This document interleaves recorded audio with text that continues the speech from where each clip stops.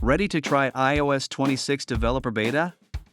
Here's how to install it safely on your iPhone. First, sign into developer.apple.com with your Apple developer account. Go to Downloads and tap Install Profile for iOS 26. Allow the profile to download, then open Settings to install it. In Settings, tap Profile Downloaded, then Install, enter your passcode and agree.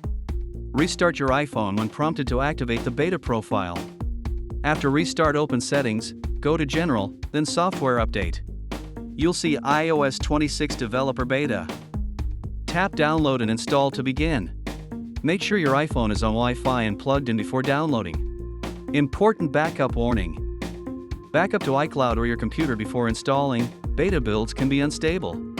Tap Agree to Terms, wait for the download, and your iPhone will restart to install.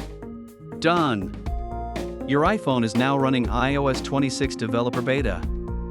Use with caution and send feedback to Apple.